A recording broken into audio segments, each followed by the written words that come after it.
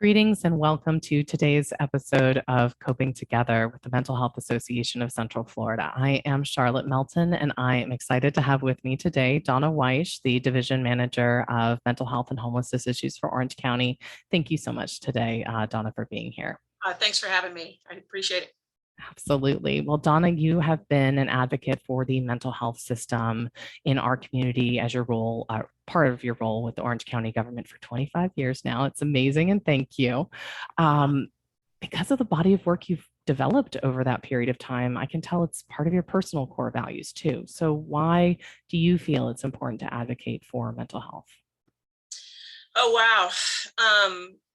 This goes back to me, for me, as a personal issue, living, with, a parent that had mental health issues and substance use issues. So, it's that childhood trauma thing, and helpers usually have some reason they want to help, right? Absolutely. So I started my work in the clinical field and have just had great opportunities to work in this field in a number of ways, and in the criminal justice section and juvenile justice with the Juvenile Assessment Center, and in the community mental health where I cut my teeth, and all the experiences just kind of led me thankfully to the county, and I've had great opportunities here. I've worked for 5 different mayors who've supported this work in one way or another. So I really have been most fortunate and blessed to be able to kind of put this career together.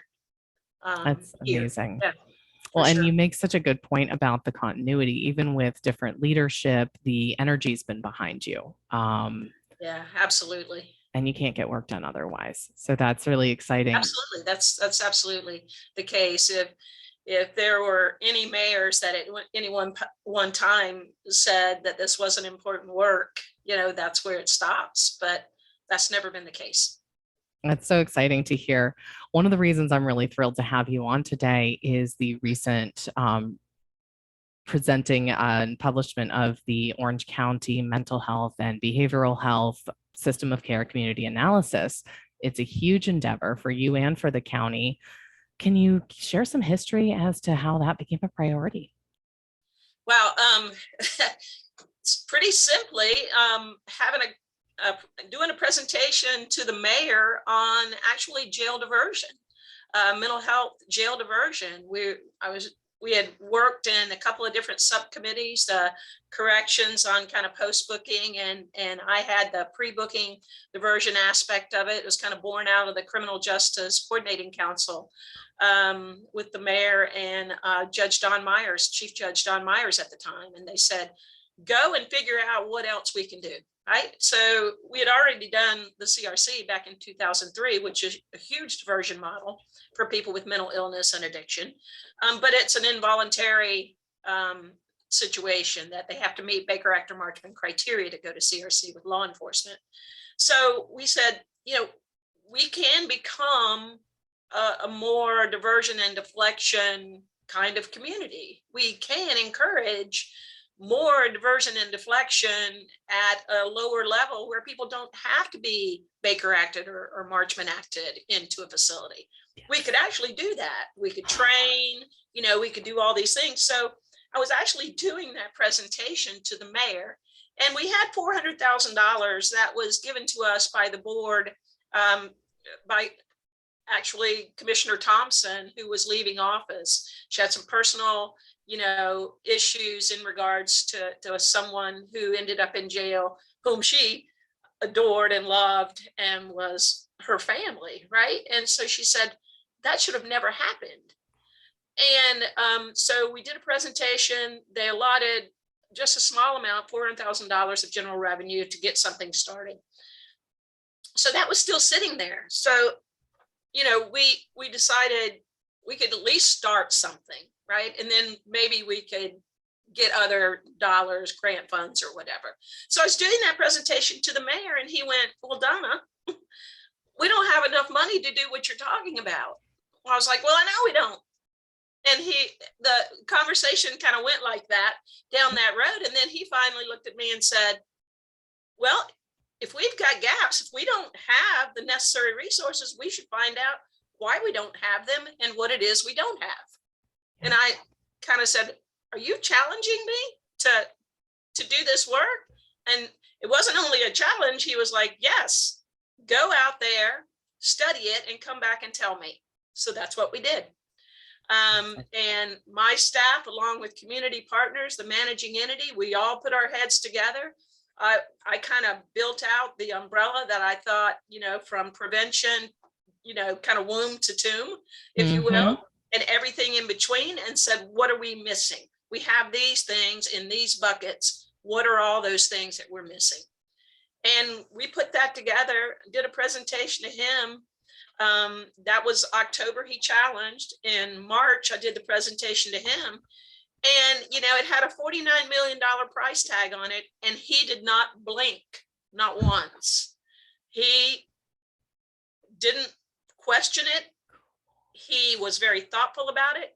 And he was getting ready to go on vacation. And the last thing he did was send out an email to senior staff and me, basically saying, great work, we're going to do this. And he has not skipped a beat since. And as you've seen, the work, we've been working on it. We've had committees. The United Way was charged to be the convener. And, Dr. Loren Josephs was the facilitator of the work and the committees. And that came back to the board on February 22nd. Now we're off and running to start the next iteration, which is implementation. That is so cool. Yeah. And for this conversation to come in like deep logistics, very specific items, it makes me think of the philosophical things. I know there's a proverb you talk about of the babies in the river. Can you tell me more about, because this ties in so much for me. This work is heavily steeped in prevention and early intervention. And there's an old proverb in regards to, babies coming down the stream. And there are all these people at the end of the stream, and they're taking these babies out just as fast as they can. And they're working so hard to get these babies and save these babies. And so there's one guy, he looks like he's leaving, but he's starting to walk away, but he's going up the mountain. And everybody's like, what are you doing? Come back. You have to help us. Need your help here. He goes, I'm going to see where the babies are coming in. That's the key.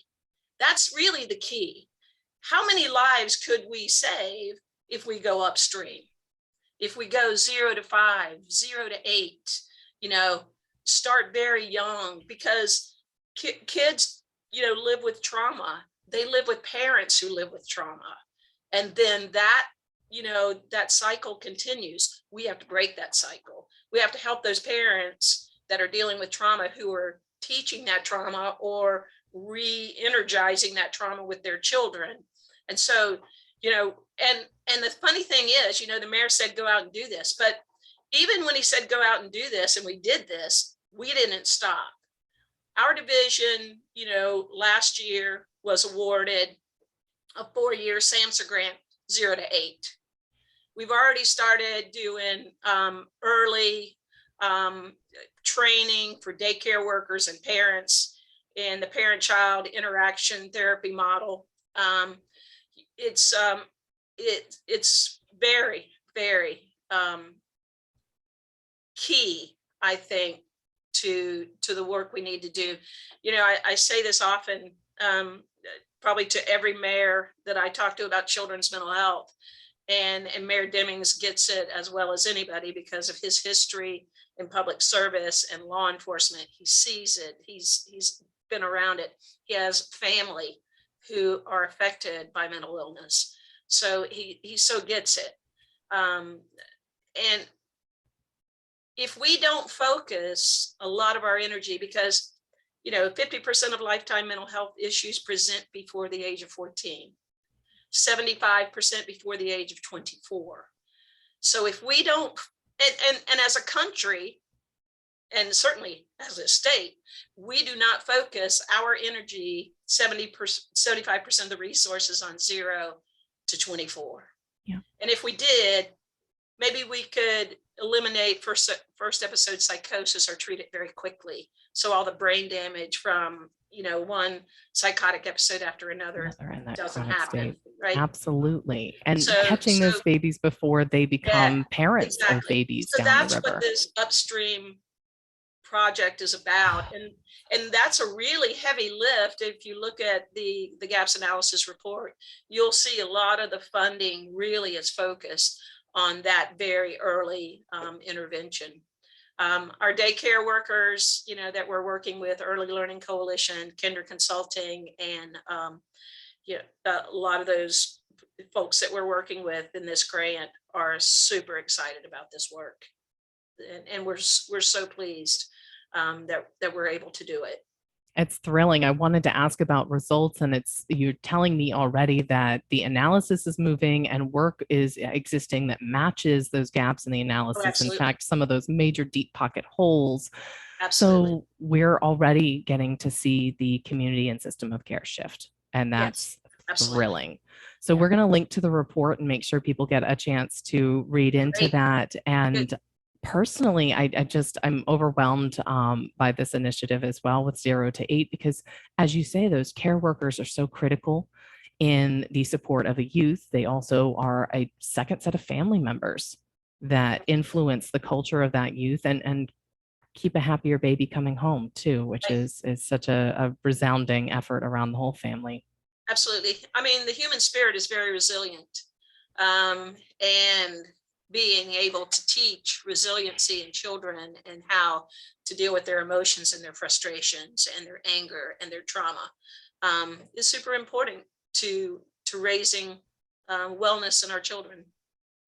That is just the most uplifting message I think we could leave on. And I thank you so much for your time. Any additional thoughts you want to share with our listeners? Oh, thank you. Thank you so much for the opportunity. There's so much work to do, and we always appreciate our relationship with Mental Health Association.